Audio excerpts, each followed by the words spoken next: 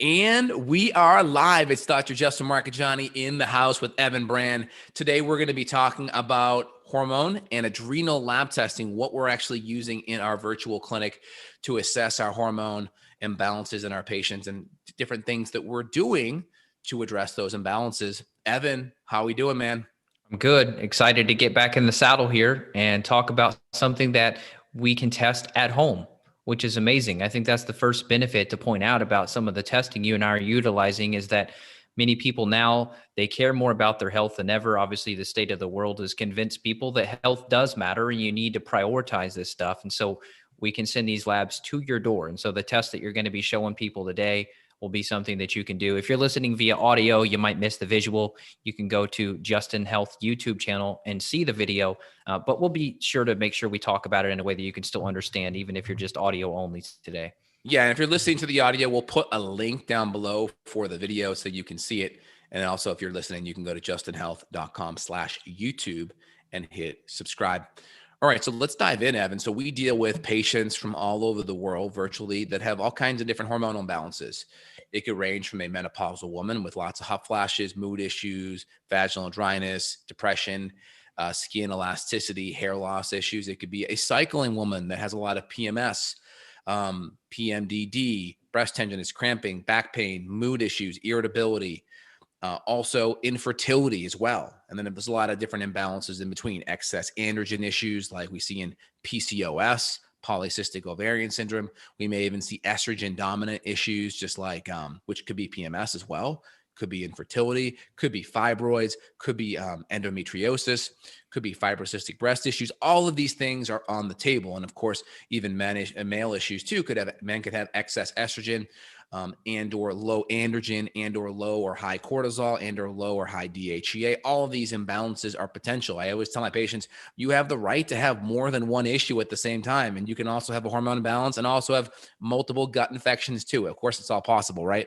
Yeah, people hearing that too, they're like, what the heck kind of mumbo jumbo did he just say? And how does that manifest? Well, low libido too. I mean, that's one that I'd say at least 90% of the people I'm working with, that's a question we always ask is, how's your Bingo. sex Yep. drive?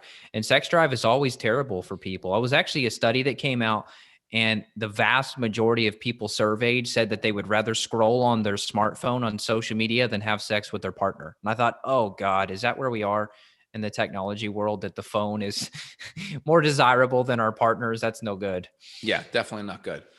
100%. So I just kind of laid out a couple of potential patterns there. We'll kind of dive into them one by one. We'll actually show you a real live patient lab here for y'all to kind of look at. Obviously, it'll be censored regarding who the patient is, but we'll put all that information out there for y'all so you can kind of see how a lab looks out of the gate. So one of the first things that we do when we look at a patient, male or female, we're going to look at adrenal function. And adrenal function is very important because your adrenals make cortisol. Cortisol is an anti-inflammatory hormone.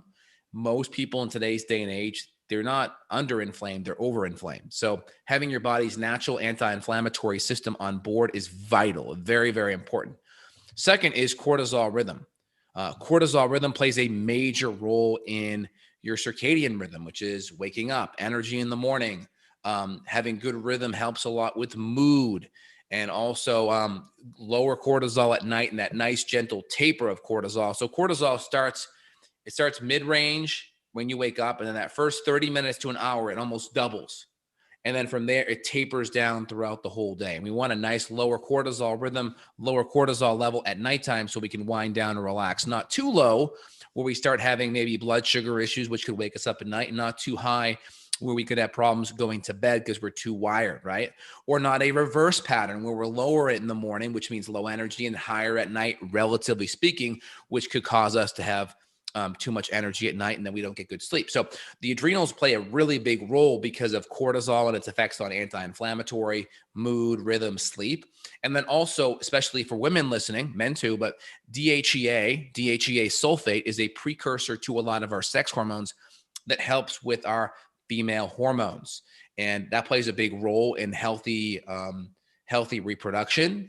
People think when they talk about female hormones, they're just thinking about having babies. No, your hormones are there to reproduce you. Yeah, reproduce a baby, but also reproduce you, which means healthy aging, healing, recovery. As a man too, healing, recovery, healthy libido, good muscle building, and good building the ability to turn over your tendons and ligaments and bones. All these things require good, healthy anabolic metabolism. Yeah, great point. You know, one thing you pointed out, which I think a lot of people miss with cortisol, is you mentioned cortisol being too low at night and that impairing your sleep. See, most people, just the buzzword, or if they've ever heard of cortisol, if they've heard of adrenal testing and things like that, they think, okay, high cortisol at night equals poor sleep. But you mentioned low cortisol at night, or too low cortisol at night could also be an issue because of that blood sugar. And then what can happen is, you and I've covered this before, but there's some sort of a spike, right? Maybe an adrenaline cortisol spike in the middle of the night. Is that what you think's happening? Yeah. So with sleep issues, you could definitely see a low cortisol kind of going into nighttime, or a low cortisol during the night. And that can cause a drop in blood sugar. And that drop in blood sugar can then signal a increase in adrenaline. So adrenaline tends to come to the scene first. Cortisol tends to come to the scene 10, 20 minutes later or so. So you get this spike of adrenaline that's very stimulatory, that increases cortisol, and then now you're alert and you're waking up, right? So we want to make sure higher cortisol, lower cortisol at night that's causing a increase in cortisol is not happening due to blood sugar regulations. We want good blood sugar, good healthy protein and fats. Maybe work on amino acids and melatonin production at or around bedtime, and maybe have something by your nightstand to help stabilize blood sugar before or if you get up, like a nice simple collagen smoothie, or a really good protein and fat based simple bar by your nightstand to stabilize blood sugar. Those are all really, really good options to help you on the sleep side. So, like if you eat a good quality protein, fat, maybe some carb starts with dinner, but let's say, I don't know, 9, 10 p.m., you go to have a snack and you just do, I don't know, popcorn, or I don't know, handful of strawberries, some kind of a simple sugar. You think it's possible that your glucose could spike and then it will crash in the middle of the night if you're doing something too simple or too high on the glycemic index? Well, it depends on how blood sugar sensitive you are. I mean, the two examples you gave are two different things, right? Because grains and popcorn are going to be a little bit more higher glycemic, higher sugar stuff. Strawberries, pretty low glycemic and a lot of fiber there. So probably not as much with the strawberries, but could you have some strawberries and maybe a spoonful of almond butter, right? Or some kind of a good fat or protein? Probably better, right? It just depends upon what time you're going to bed and what time you're eating. Usually you see it, people that are eating around 5 or 6 o'clock dinner, and they're going to bed like around 11, and there's like a 5 hour gap between their last meal and sleep, potentially. And again, it has to do with how dysregulated their blood sugar is and how weak their adrenals are. So it really depends. But if sleep's an issue, that's one pattern we want to look at. We talked about DHEA playing a big role. If you're a female going into menopause, that means your egg follicles are being used up essentially, and you're not going to get that hormone production from that follicle that's now no longer there. So we require a lot of the DHEA from our adrenals to now be made. And if our adrenal reserves on DHEA are low, guess what? We're not going to have that backup battery that we had all ready to go, right? We're in the middle of, we're just coming out of a bunch of storms in Austin here. And if you didn't have a generator ready to go, guess what? You went without power for a while. Well, that's kind of like going into menopause is going into a storm with a generator that's maybe 3/4 empty. And so the adrenals play a really important role as the backup generator for sex hormones. And so the better that generator is charged up, the easier you're going to sail into menopause and not have all the hot flashes and mood issues and sleep issues and skin issues and hormone issues and vaginal dryness issues that you may have with lower sex hormone reserves. Yep, well said. You ready to show us this thing? I'm sure people that are on video want to see what the heck we're talking about. We can see some of the rhythms, and also DHEA is measured too, which is cool. So when we talk Yeah. about a cortisol test, we're getting a lot more than cortisol too, right? We're getting melatonin also. Exactly. And then one last thing to look at is PCOS, which is also common. You see it more in younger women, 20 and 30s, but blood sugar issues, high level of insulin, this can really jack up testosterone. And this can do a whole bunch of issues in regards to abnormal hair growth. You may see an increase in libido, some still go down. And then of course, weight gain is going to be another big side effect there. Let me share my screen with you so you guys can see an actual lab test for y'all. Okay. All right. So while I get that going here in the meantime, anything else you wanted to say about that, Evan? Well, you and I were talking about this before we hit record, and it was the idea of retesting hormones. And you thought, well, based on a lot of people with progress, you don't Mhm. necessarily need to incur the cost again. So a lot of times you and I may run this as an initial snapshot, but depending on symptoms, you may not need to do this over and over and over again, because a lot of the supports we're using are pretty broad spectrum and they're going to help regulate your rhythm regardless of where it's at, right? So initially, we may want to tweak one thing a certain direction or the other, but long-term care wise, you and I are using things that are pretty, would you just say stabilizing, not necessarily a big sledgehammer to the hormones? It depends for me. So if someone has very, very low cortisol levels or very, very high cortisol levels and or significant estrogen dominance and low progesterone, the more significant the hormonal pattern, the more significant the imbalance, the more I want to retest. Mm. Less significant, if we see corresponding symptomatic improvement, usually it becomes less necessary because the patient knows they're getting better. We can feel it. We can see it in their physiological activation and how they're sleeping, their mood, their energy, their libido. We can, their cycle. There's just so many things that are improving that the patient's confident that we're good. And if the imbalance isn't major, right? If they're not a fertility case, they don't have a major hormonal imbalance, right? Then it may not be as necessary. But I always kind of, if I'm on the fence, I'll always give the patient the ability to make a decision on that. So this is my screen here. Evan, are you able to see it? Yep, we see it just All fine. right. So here's a Dutch test that's done with a patient who's kind of perimenopausal, menopausal, meaning their cycles kind of been on and off, hasn't really had it for 6 to 8 months or so, kind of in that area of transitioning into full menopause, which is usually not having a cycle for a full year, 12 months in a row. So they're kind of in this perimenopausal phase.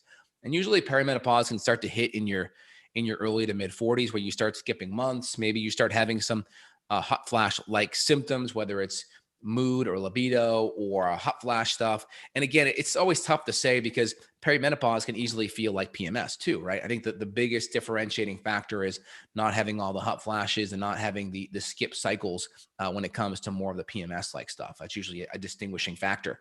But when we look at the Dutch test, a couple things here. This is our cortisol pattern, our daily free cortisol pattern.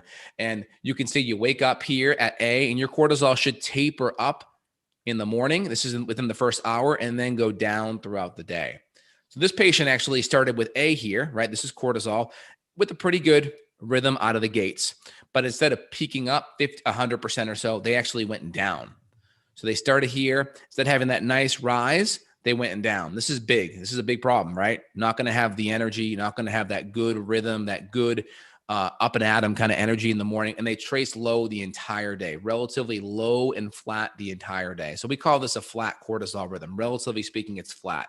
They should be starting here at A, peaking up at B, and then gently tapering down throughout the day. And they basically start at A at their highest point and they go down throughout the day. So a very low and flat cortisol rhythm. Now, when we look at their cortisol levels, their free cortisol, which is A plus B plus C plus D, this is what's represented on the graph here. And again, if you're listening on the podcast, click down below to watch the video link if you want. If not, we'll just try to describe it. Their free cortisol, when you add A plus B plus C plus D, is 73. That's very low. So if you see this little gauge here, imagine this is like the volume knob on your stereo.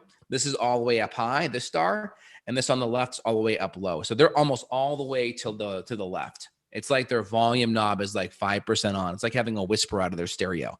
So 73 is very, very low. Now, this is the cool part, right? So normally with a salivary test, right, the Dutch test is the dried urine for testing comprehensive hormones. The benefit of this test is we get a window into free cortisol, but also total cortisol because it's urine. With a salivary test, we'd only be able to see this 73 number, which is the free cortisol. That's 2 to 5% of all cortisol is free and biologically available. The other total, which looks at the free, which is the 2 to 5%, plus everything else that's protein bound.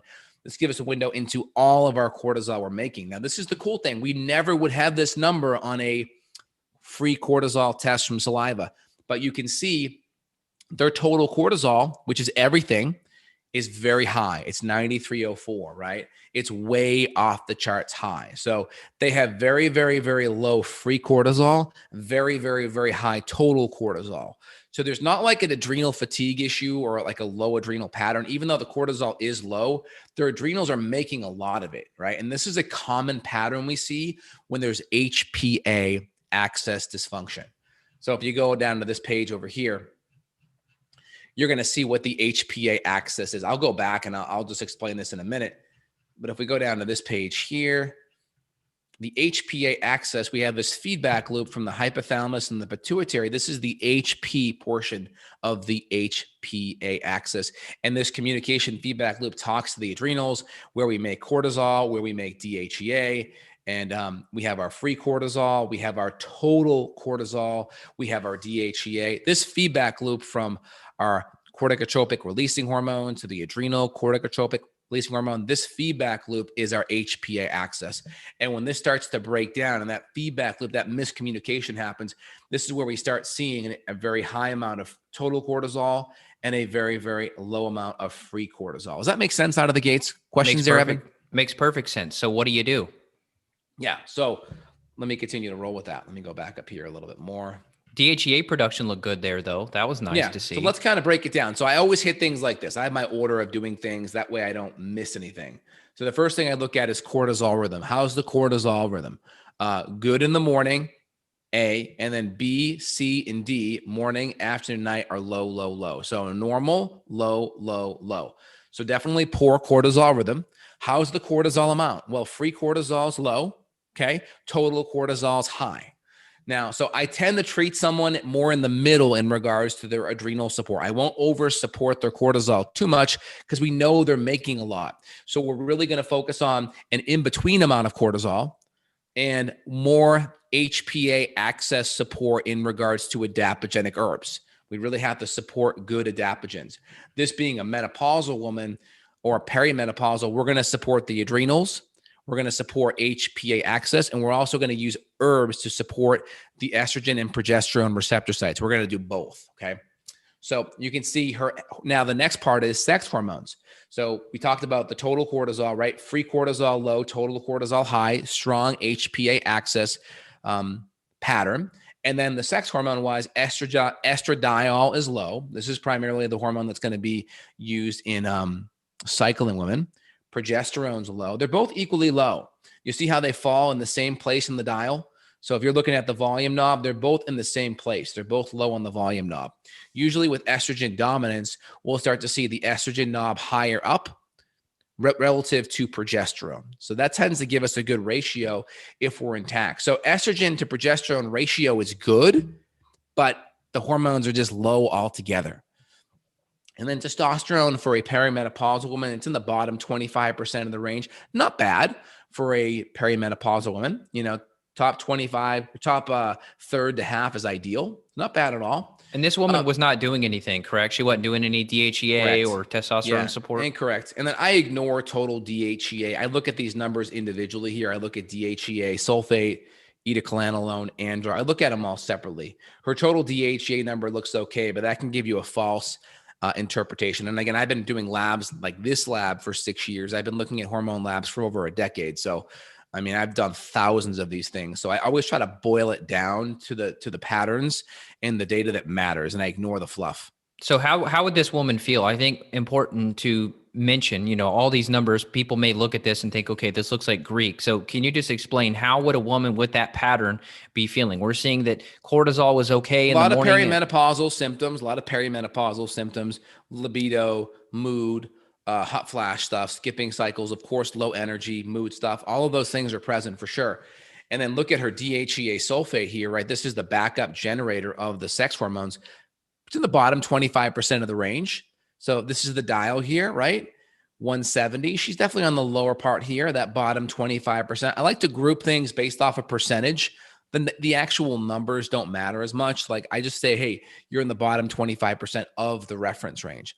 I like my patients in the top half, the top 25% or so. So I always look at things as a percentage. That way you don't get overly infatuated on the numbers. The numbers can kind of confuse things. Testosterone's in the bottom 25%, not as bad there. But I mean, if we get the DHEA to the mid-range, the testosterone should take care of itself because that's going to trickle downstream from DHEA to andro to testosterone. All of her androgens are okay. They're all mid to upper 25%. No problem there. Her hormones are pretty balanced in regards to 5-alpha reductase. This is kind of the, this enzyme is very important to things going down a less androgenic pathway versus like DHT, which could be more associated with hair loss and prostate issues. And then if we go look at her estrogen levels over here, so this is progesterone. Progesterone is calculated by pregnanediol plus alpha pregnanediol. So alpha and beta combined. And we already saw her levels here. This is 1.9. I don't know why the lab doesn't show that number here. It should. It's like an error, but it's 1.9 should be the progesterone number. Now go look at the estrogen, and that's low. I mean, from a cycling female, we want at least 10, ideally 15 on the progesterone. And then if we go look on the estrogens, right, she's low across the board. So estrone is E1. You know how you know it's E1? It has ONE in it, right? And that's how we know it's E1. And then estradiol, this is your primary cycling estrogen. And it's E2 because it's got the prefix DI in there. Di meaning two, right? Like two sets of dice, die. And then we have estriol, which is E3. And the TRI prefix is how we know it's E3. So for short, E1, E2, E3, or estrone, estradiol, estriol. And again, estradiol will predominate when you're cycling more, and estriol should shift when you're more menopausal, okay? And we tend to support more estriol when women are menopausal. So her estrogens are pretty low across the board. You can see that, you know, these are all the metabolites downstream that you can see. And again, if we want healthy estrogen metabolism, right, we have E2, E4, and E16, which are different estrogen metabolites. And then you can see here, it goes down this protective pathway from E1 to 2-hydroxyestrone. And then that goes down into and gets methylated into 2-methoxyestrogen. And you can see here, right, to keep it really simple, this 2.5 number on the estrogen metabolite should go down this pathway. At least half of that should be metabolized. It's not. And so you can look at this methylation gauge. Don't look at the numbers, just look at the gauge. So her methylation activity for metabolizing estrogen is actually low. So this is not getting fully metabolized. Now, why is that a problem? Well, one, she's not metabolizing estrogen. Two, her estrogen levels are low to begin with. So it just tells me that there's some methylation detoxification issues that are a problem. Why could that be a bigger problem? Well, if we start supporting more DHEA, maybe start supporting hormones better, this could cause a backup in regards to her hormones being metabolized. We may want to really work on supporting extra sulfur groups, extra methylating nutrients, so there's not a clog in these hormones getting metabolized. So in general, we want to see at least half of this getting metabolized downstream. So if we look at 2-hydroxy-E1, we want at least 1.25 there. And again, forget the numbers. It's all represented in the gauge. So I want this gauge at least mid-range. If the gauge is not mid-range and it's on the lower side, it tells me we're not metabolizing or methylating our hormones actively, as optimally as possible. We may want to provide supporting nutrients to help that. So let me ask you this. If a woman, maybe she had run this and got the analysis from you, but then she just went to her conventional hormone doctor down the street and he goes and puts her on some estrogen and maybe some progesterone, maybe some testosterone. How would that differ in terms of outcome based on this versus what you're going to do? Well, number one is they're going to look at your estradiol just via the blood. And that's okay, but it may not be able to look at free estradiol as well. And most of the time, they're not going to time it up at the right time of the cycle. You really want to time some of these things up around day 20 of the cycle to get a window of where progesterone's at. And then, of course, you have to compare it to where in the cycle it is. And the next thing is no one's going to look at how it's being metabolized downstream. So we get a window into our total estrogen, all of our estrogens, E1, E2, E3, not just estradiol. We're getting a window of progesterone as well. We're getting a window into our androgens. We're getting a window into DHEA and our testosterone. And then we're also looking at how it metabolizes downstream from 16-hydroxy, from 4-hydroxy, and to 2-hydroxy, 2, 4, and 16. And then so we can what's look the at how protocol? it's metabolizing. What's the protocol for this woman? So it depends. So off the bat, we may want to support estrogen metabolism a little bit better. That could be giving something like NAC. It could be giving something like glutathione. It could be doing something like indole-3 carbinol, DIM, or calcium to glucarate could all be really good options. Even just giving some extra fiber could also be really helpful, just to help out of the gates, just to make sure there's no bottlenecks there. Number two, we would support the adrenals accordingly. Okay. we would support sex hormones as well. So depending on if she's cycling or not, because remember this woman kind of was skipping cycles, we would definitely do herbs, like different kinds of phenotypes of maca that we use. I use a product called Feminescence Menopause. That's a special phenotype of maca. You can get that at justinhealth.com/shop in the female hormone section. That's wonderful because it works on upstream HPA axis. We may work in different herbs to help the HPA axis too, like ashwagandha, which is wonderful at modulating that high level of cortisol. And then depending on hormones, we may want to throw in some progesterone, especially if she's cycling in the last half of the month. And we may want to throw in a little bit of estriol, depending on if she's cycling or not. If she's transitioning into menopause at her age, right? 52, I think, is the age of this patient. Well, the average age of menopause is 48 to 52. So she's definitely on the later side. So she may be transitioning into menopause. And if she has no cycles for a period of time, we may want to throw a little bit of estriol in. But if she's still cycling, we don't want to do any estriol right now. We want to focus on good, healthy herbal support for estrogen production. We want to focus on good DHEA support. We want to focus on progesterone the last half of the month. We want to also focus on good estrogen metabolism.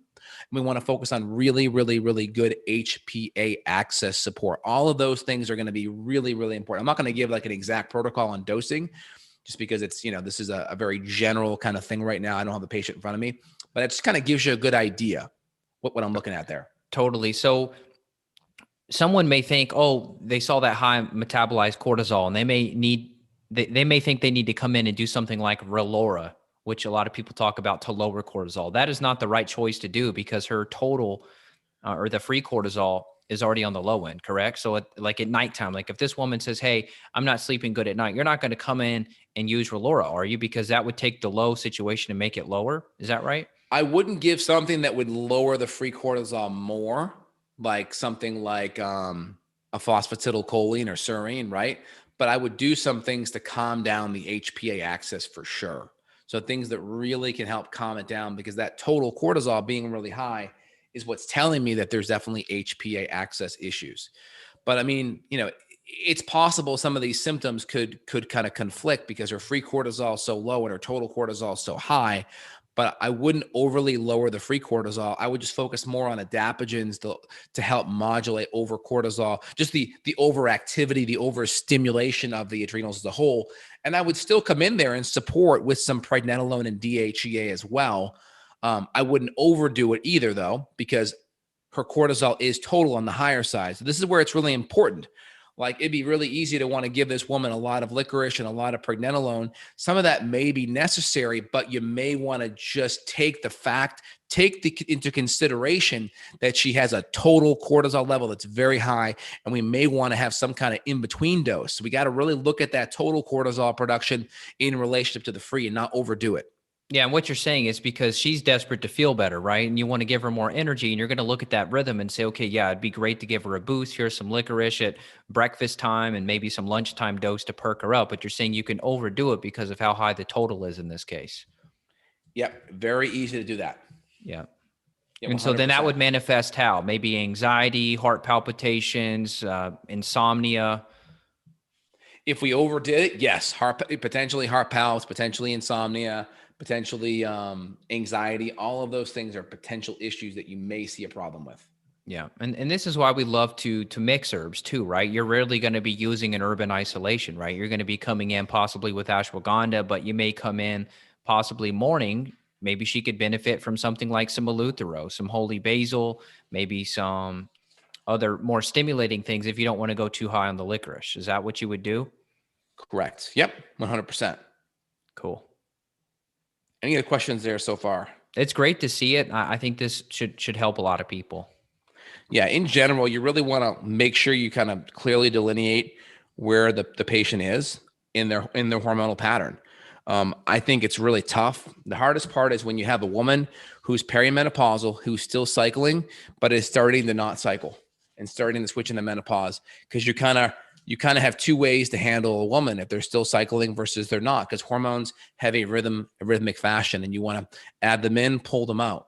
And if a woman's more menopausal, you can keep hormones really in throughout the month. You don't have to cycle them as much.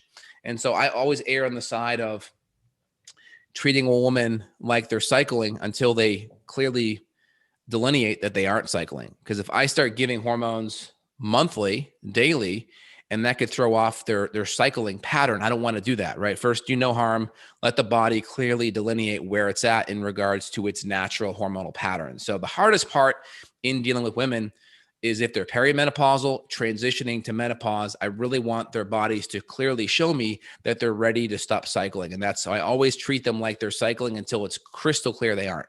Yeah, yeah, and then that's the most common time for symptoms, right? So that's probably the majority of what people are going to feel, or in that stage of their life, they're going to feel the most symptomatic in that transition time, or at least in what you and I've seen. This is probably the most common time a woman's going to reach out for help.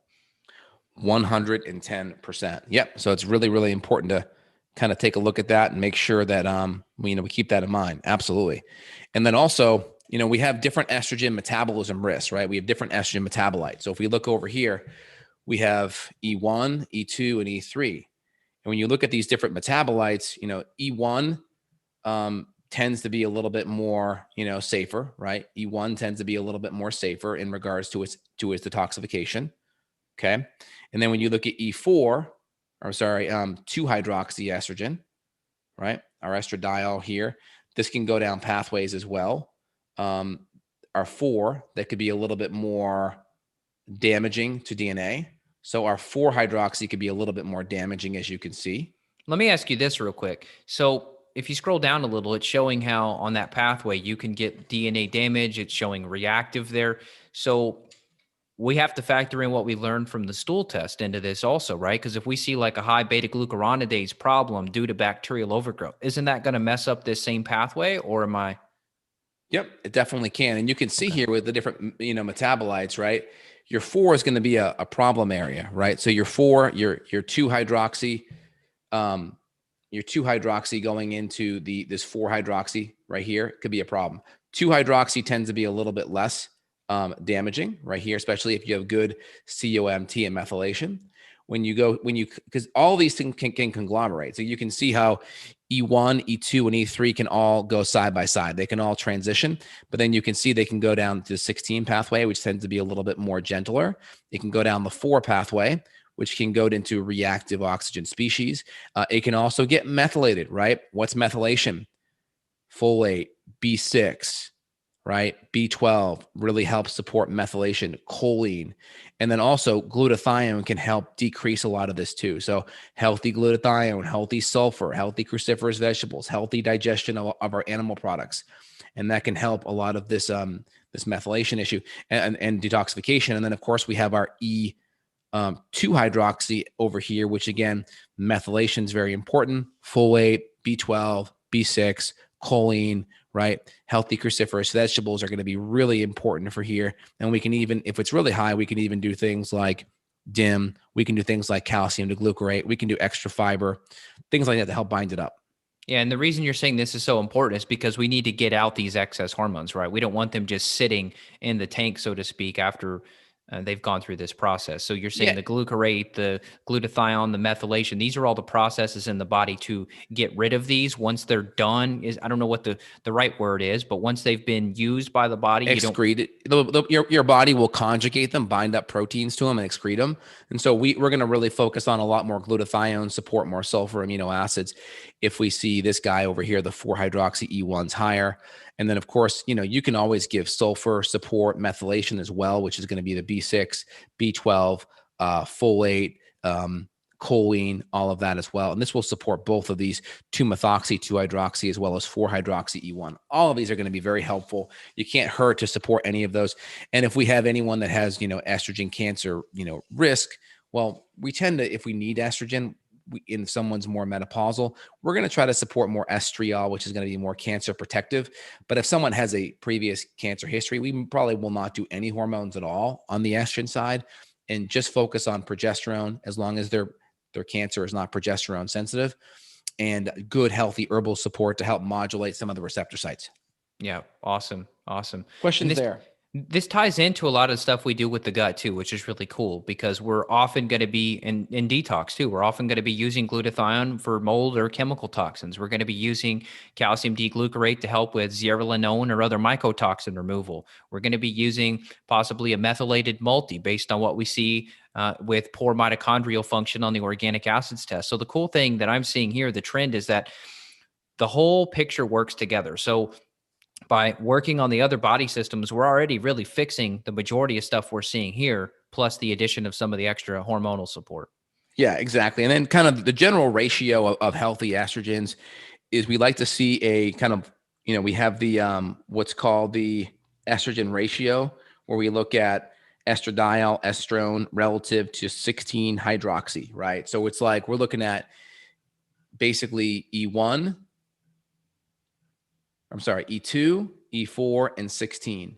We like to see a higher level of 16 in relationship to 4 and 2, right? 16 tends to be more cancer protective. Why? Because most of it's coming from estriol. And then you can see 2 and 4 tend to be a little bit more from stronger estrogens. E2 and E1 are stronger estrogens. E3 is a weaker estrogen. So we kind of have our 2, 4, and 16 metabolite ratios, right? So you can see 2, 4, and 16. We want to have higher levels of 16 in relationship to lower levels of 2 and 4. And again, it just depends upon how the metabolism is too, right? If we're metabolizing these things well, not as big of a deal, right? Because why these hormones come up higher typically is we're either getting the hormones in our body from hygiene products, from plastics, from chemicals in our environment, or we're just not metabolizing them. So we make sure the lifestyle components are dialed in where we're not getting them in our body. And two, we make sure that we're metabolizing them as well. Does that make sense? It does. It does. And, Okay. and why we're not metabolizing them, I just want to make that clear to people. That could be due to gut issues, right? There is a gut hormone component here. Yeah, so the beta glucuronidase enzyme really helps metabolize a lot of estrogens. And when beta glucuronidase goes high, it takes the estrogens that would have handcuffs on them or a straitjacket on them that would be escorted out of the body, and it breaks those handcuffs and allows them to go back into general population. And so having good, healthy gut levels is very important. Now, if you come down here a little bit more, this is kind of cool. We look at melatonin levels. This patient's mid-range, not that big of a deal. These are the same markers over here, so we're not worried. This is cortisone pattern. I don't really care about it. It almost always is congruent with what we see on the cortisol side. You can see this kind of with more emotional stress issues. This is more like inflammatory stress, but almost always, they always tend to have a similar pattern as the other side. So I don't really care as much because you can see the cortisone pattern is almost the same as the cortisol pattern, right? And that's not going to change protocol. It's not going to change protocol, and the cortisol is the more physiological active compound, right? Cortisol gets broken down downstream to cortisone, which is a weaker kind of metabolite. It's the weaker sibling, so it's not going to be the stronger one we're worried about. And these are all the same numbers on here. This test is very confusing if you don't know what you're looking at because there's a lot of repetitive data. That's just more, I think, so people don't have to scroll around as they're going over the labs. It's kind of repetitive for the doctor so they can explain it to the patient. But if the patient's looking at it, they think, wait, this is new. This is new. This is new. Oh, this is like the third time they're saying it. Not a big deal. All right. And then this is where we're looking at some of the markers here in regards to organic acids. How does this correlate to the oat? I mean, have you found it's this pretty to be good. accurate? Okay. It's pretty good. It's on point most of the time. Sometimes it can be off. I always tell patients if we have an organic acid test like the Great Plain Lab or the Genova, we're going to always listen to that one as the most important because that test is specific for organic acids. And there's a greater sample there too. So it's going to be more accurate. But if we have this test in by itself, we'll still utilize it. So out of the gates, you can see here, B12, this is for methylation, looks pretty good, 1.5. Xanthuronate, this is a B6 marker, kinourinate, look pretty good. Glutathione's on the lower side, right? So with this patient, we may want to support either some kind of a sulfur amino acid or some kind of glutathione to help with estrogen metabolism. And again, it just depends out of the gates. If we're not providing a ton of hormone support, her hormones are so low as well, it may not be a top priority out of the gate. If the person's hormones were higher, definitely a top priority out of the gates, okay? And then this is interesting. This looks at the catecholamines. This looks at basically adrenaline or catecholamine, they're the exact same thing. By the way, norepinephrine, epinephrine, exact same thing. 3 words that mean the same thing. I know it's really confusing. So we have dopamine, which is a homovanillate metabolite, and then we have vanillate, which is a metabolite of adrenaline or epinephrine. And so dopamine is a precursor to norepinephrine or epinephrine. So the more chronically stressed you are, you will pull dopamine. And so they have high levels of dopamine metabolism and high levels of adrenaline metabolism. What does that mean? It means this pathway here is redlined. So we're really breaking down and metabolizing lots of dopamine, lots of adrenaline. And that could be part of the reason why the adrenals are more depleted here, right? And so we may want to add in some amino acids to support some of the catecholamines. The catecholamines are definitely stressed. Now, we just have to make sure as we add some of those support in that we're fixing underlying issues. So we're fixing diet, we're fixing blood sugar, we're trying to get sleep better, we're not over-exercising, we're making sure all those things are pretty good. And then again, melatonin's on the lower end of the range, but it's at 24. The range is 10 to 85, so it's not that bad. I mean, it's in the bottom third. I'd only work on this if there's sleep issues. And typically, I'm always going to be supporting melatonin with amino acid precursors first. I'm never going to target melatonin by itself unless we absolutely have to. I'd rather give building blocks and let the body do with it what it's going to do first than force melatonin. But if we have to, we can at the lowest possible dose. What are you doing? What are you going to do for aminos on the homovanillate, vanillate? You're mentioning there you may come in and support aminos. Yeah, so if you look at the range, they're not super high. It's 6. Remember, this goes 6.4, high end of the range, 4 to 13. So I'd probably come in there with some tyrosine. Definitely, I'd throw in some extra B vitamins, extra B6, even though B6 looks good, just because these pathways are going to be stressed.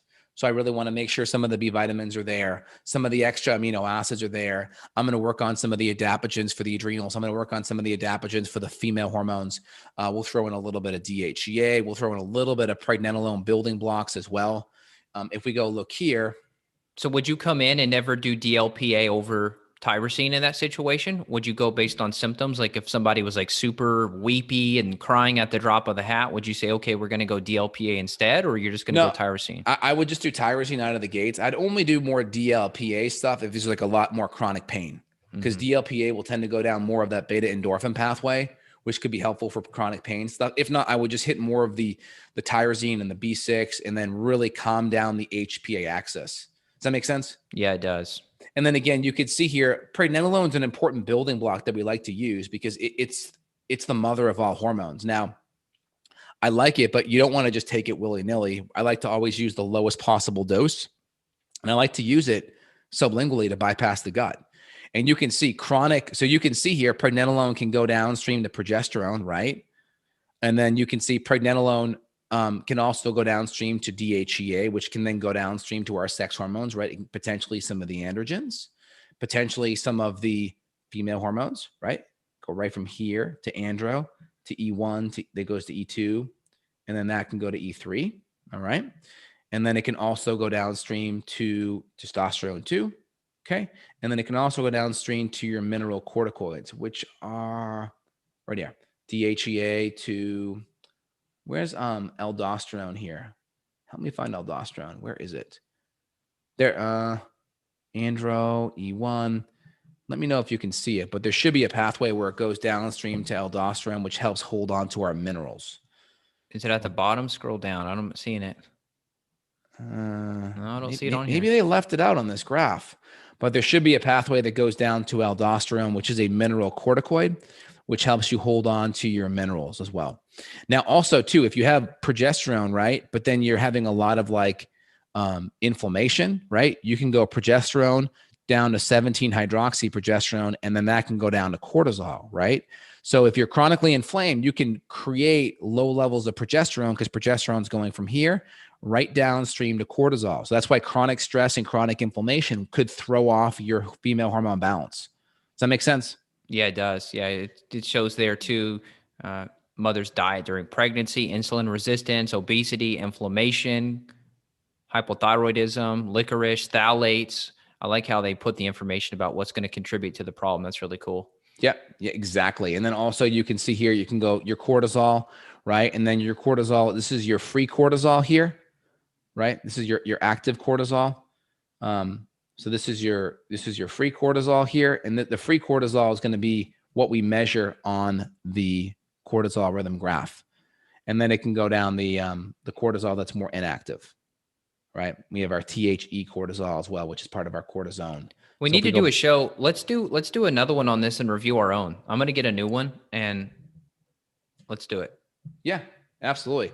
So our metabolized cortisol is THF plus THE, right? This is our total cortisol, and then our free cortisol is just the THF. So F for free, right? So when we look at this here, the cortisol, right? This is the free cortisol, right? And then the total cortisol is the free plus the E, just an FYI. So we're looking at the cortisone plus the cortisol is what the total cortisol is on that graph above, just so you guys kind of wrap your head around that. And they left out the aldosterone here. Let me just see if it's there. Aldosterone. Nope, not there. So yeah, they left that out, but that should be in there somewhere as well. I'll put a graph on that. All right. Anything else you want to highlight there, Evan? No, I would just tell people that this is a really good starting place, but I just want to make sure that if you go to just the hormone person, that they don't just treat this, because I think it's really important to understand that there is a massive issue with bacterial overgrowth messing up some of these pathways. So if you come in and you're doing all these hormones, but you've got the buildup because of those glucuronidation pathway issues, I'm seeing that with mold too, that these glucuronidation issues, people are on hormones and sometimes they feel worse. And I think it's because they're not addressing some of these other pathways. I don't think it shows glucuronidation on this, does it? This panel? No, that's going to be more on the detoxification side. Okay. Any other question there? No, I'm good. Cool. And then just so you guys can see, I'll pull this over here real fast. So if we look at this one right here, just so you guys can see it.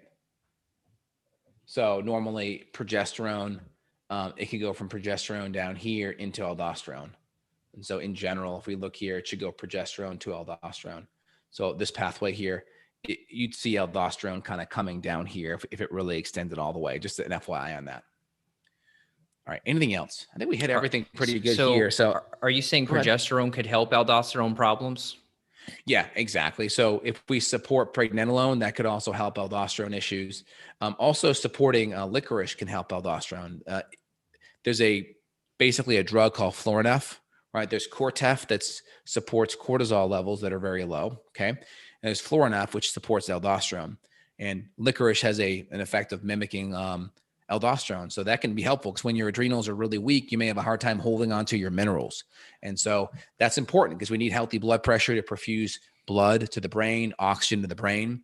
And we also need good minerals to help our sodium, potassium pump to work properly. We need electrolytes for our nerves to work. So all these are really, really important. So one last question, then we should wrap it up. So if someone is taking adaptogenic herbs, they're doing adrenal supports, they're doing hormones, they're doing licorice, what's the approach or protocol to doing this test? If we get the test kit in their hands and they're on, let's say, an adaptogen blend, they're doing the ashwagandha, the licorice, and everything. Do you suggest taking a break, or does it not matter? We're gonna see how the body's functioning while on those herbs. You're talking about down the road? No, I'm saying like right if now. They're already on them. If they're if they're already on them, it may not be bad to take a look at kind of where they're at with them already on them. Yeah, for sure. That I don't see that being a bad situation. If they're taking hormone support, it just depends where they're at. I usually don't like it the day of, just because you can get an artificially high reading. Yeah. If it's in your system that day. So usually I'll maybe take 24 hours off. That way it's not overly high in the system.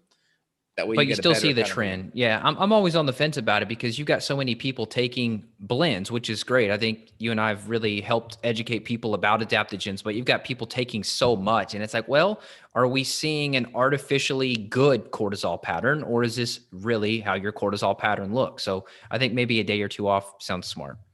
Yeah, if it's herbs, I'm not worried about those as much because they're going to be more modulating. Mm-hmm. And it's just where they're at, and if they tell me that, hey, I've been on them for the last couple of months and I'm feeling better, good, we'll just have you stay on it, and we'll just take that into consideration on the test. Okay. When we're interpreting it. Because if they have some adrenal issues and they're doing well with that, well, guess what? We probably still want to make that part of their plan anyway. We're not going to change it too much, right? Yeah, well said. All right, any questions there so far? I think we hit No, that's it. I think we should do a part 2 and review our own. That'll be fun. I'm going to get another one and run one on myself, and you should do one too. Yeah, I think that's a great idea. I like it a lot. So I think we hit a lot of good stuff here. Hope, you know, anyone listening, you can see that, you know, Evan and I are kind of the real deal when it comes to this. Like, we actually do this. We're in the trenches. A lot of people that you may see online are kind of, they're like thought leaders from a, let's say, esoteric standpoint, meaning they're not actually doing this, they're not actually practicing. So we try to differentiate ourselves by bringing actual information. So just kind of know this isn't theoretical stuff. This is kind of the real deal. And hopefully that gives you confidence to take action and to try some of the things. Maybe you want to dig in, maybe you want to get testing, maybe you want to reach out to Evan or myself. We're here to help you out if you need more help.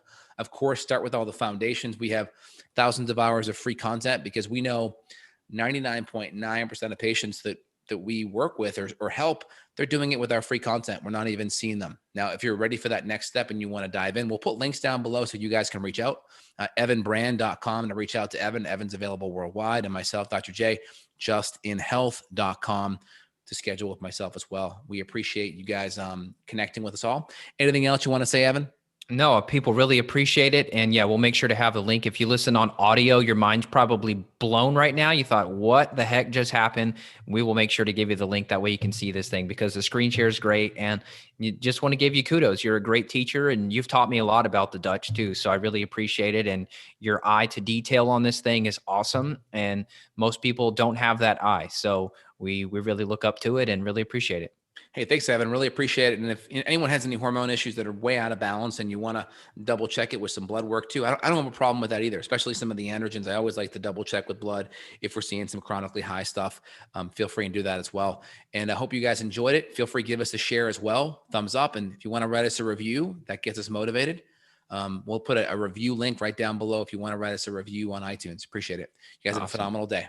Take care now. Bye-bye. Take care, y'all. Bye.